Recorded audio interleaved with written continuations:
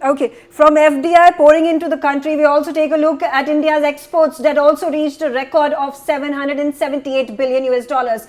How does this impact the economy? In order to have a functioning, successful economy, you have to be able to be making revenue. Okay, it's as simple as you and me at home. We have to be earning more than we are spending.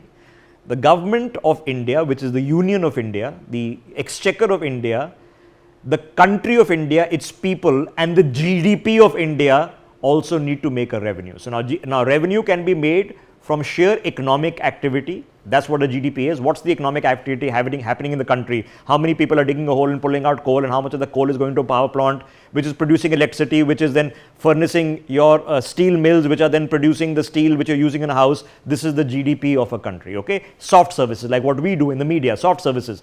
This is the GDP of the country. All our products and services form the GDP of the country. But a important source of earnings for forex management is exports, and we have reached a record export of $778 billion in 2024. We have a long way to go. So our deficit still exists. Large amount of the deficit, remember, is to China. We make a export import profit when it comes to trading with the US. We make a huge export import loss when it comes to trading with China. But overall, $778 billion of various kinds of exports, from the smallest thing, which is literally things like agricultural products, to the biggest high-tech items, including now defense.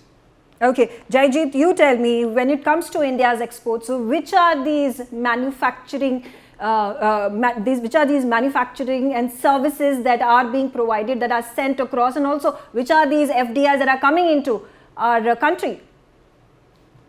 Half and half. It's about $400 billion is merchandise exports, about $400 billion is services, which is a very sweet spot because of the fact that services has a huge margin. And do keep in mind that there's almost 1/4 of the Indian economy. So 1/4 of the Indian economy is based on exports, and that's a very good piece to have for now. Now, in which sectors are we getting the investments in? In fact, since you mentioned what does the services contribute, a lot of it is, besides the traditional IT sector, is also the GCCs, which is the global capability centers, where companies are actually relocating their backend entirely to India, and that's becoming part of the exports. And that's where also a significant amount of investments are coming in. Also, you'd have seen in the meantime the large IPO that Hyundai brought in, which was basically money to be used in the manufacturing sector, setting up more capacity within the country, and a lot of it will be used for further exports. We have now become a significant player in automobiles export, which was quite unthinkable about 10 years back.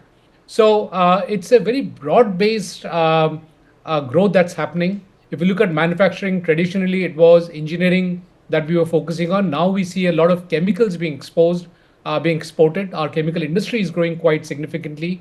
So if you look at it, both manufacturing and services is not tied to any single sector.